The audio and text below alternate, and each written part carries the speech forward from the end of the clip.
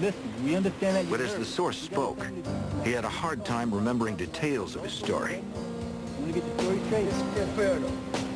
Officer Rivera had to help him remember, according to Detective Alvarez. The officer keeps having to correct him. No, it happened like this, and tell him about this, and he's filling in the blanks for this guy who's obviously been coached and cued on what to say. So we knew at that point, obviously, he was covering something up. Officer Rivera's cover-up meant the detectives were faced with an even more serious problem. In case the deadly raiders were actually Miami police officers, they needed to be very careful.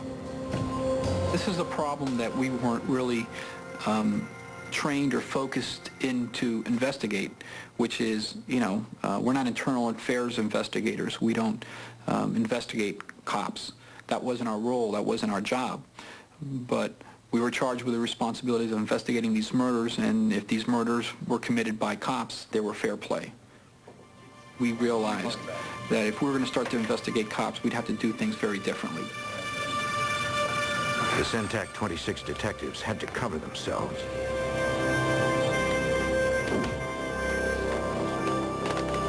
They asked the police chief to hold their personnel files as a precaution against internal leaks.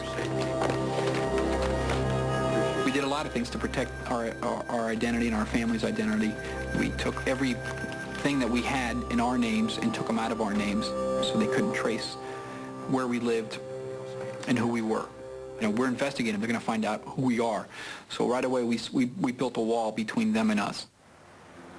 Once they felt safe, Centac detectives began investigating the officers working the night shift in 60 Sector, Little Havana. Officer Marco Rivera's beat. Sounds good. Okay. And with the chief's permission, Miami PD's Internal Affairs gave Centac 26 the personnel records for the officers in question. Well, the City of Miami Internal Affairs Unit was very concerned. They were very cooperative. The names that we provided to them, they started looking into and giving us the backgrounds that they had on these individuals. The investigators focused on a close-knit group of 8 officers, all relatively recent hires who joined the force at a time when Miami was in crisis. In the spring of 1980, Cuban President Fidel Castro had announced he would allow thousands of political refugees to seek asylum in foreign countries. The U.S. agreed to accept 3,500. Then, unexpectedly, Castro announced that for the first time in years, he would also allow American boats to enter Mariel Harbor. The result was what became known as the Mariel Boat Lift. More than 120,000 Cuban refugees flooded into South Florida, which overwhelmed Miami's ability to handle them. Most were hard-working immigrants looking for a chance at the American dream. Most, but not all. 10% of them was estimated were criminals that were dumped out of the prison system of Fidel Castro. So there was a spike in the crime wave in Miami-Dade County. To stem the rising crime rate, the city had to hire over 400 new cadets in 3 years. Instead of hiring the best candidate, they hired anybody who was just marginally acceptable. They just couldn't find enough quality candidates, and they went for quantity as opposed to quality.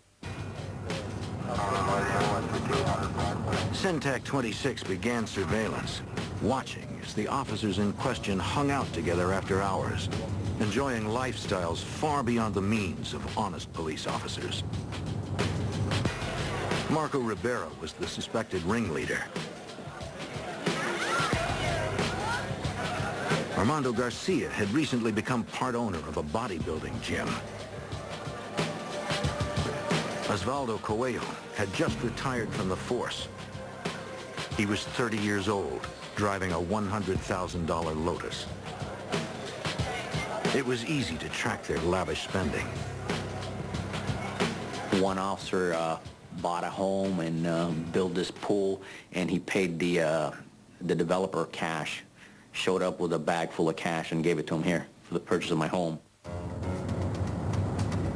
Still, the detectives had little solid evidence. Yeah, I'm in front of the restaurant. I don't see any marked units over here. But our boy is definitely over here having coffee with some friends outside. But I don't see any units. They needed first-hand information, and they needed it soon. Drug Task Force detectives with Centak 26 had narrowed their investigation to a suspected group of corrupt Miami police officers. But the detectives needed inside information if they had any chance of cracking the case.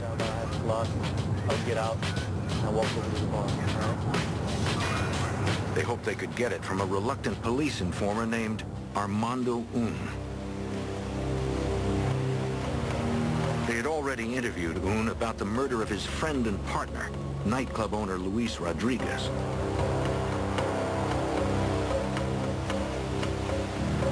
He seemed wary, perhaps afraid they too were dirty cops.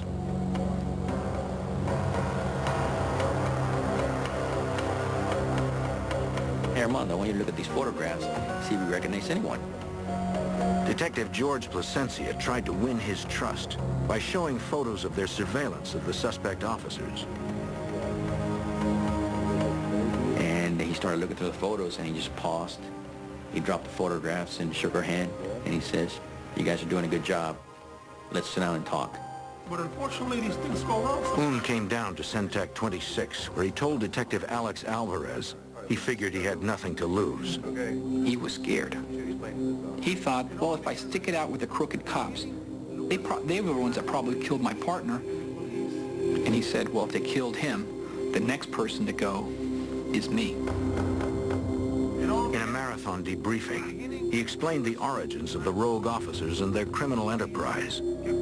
He said his friend and employer, nightclub owner Luis Rodriguez, had grown tired of the officers coming into his bar and shaking down his patrons for small amounts of drugs.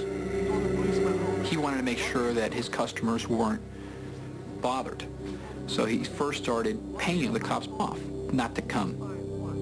And you can maybe get a couple of gram arrests. But Soon he devised another plan that could make everyone some money. you know, sometimes these things happen. It's just the nature of the business. According to Un, Luis Rodriguez said to the officers, hey, you know what?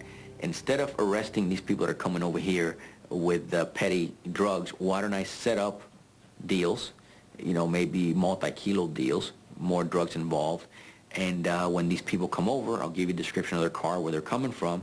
You can stop them, steal their cocaine, bring it to me, I'll sell it, I'll give you a share. The officers agreed.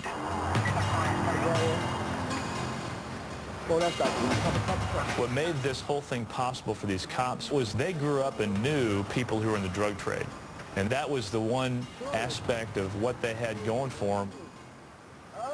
Patrolman Marco Rivera ran the ripoffs. Give me that. It seemed a perfect plan. You know what? It's a lucky night.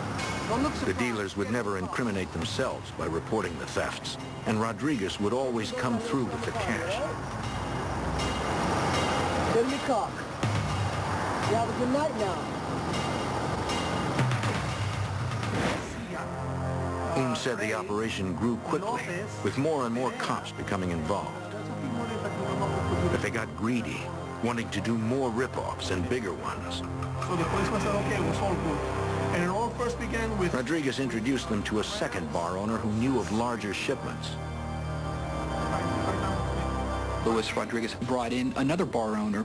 He knew and he worked smuggling boatloads of drugs into the United States. And Rodriguez says, wait a minute, why stop at these 1 kilo, 2 kilograms of cocaine drug bust? Why don't we go for the boatloads and get 300, 400, 500 kilograms of cocaine at one shot? Un didn't know about the raid where the 3 men drowned, but he did describe an earlier one the second bar owner had set up.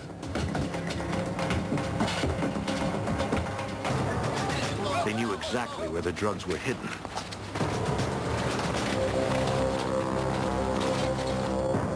But during the unloading, they noticed the air conditioning was on.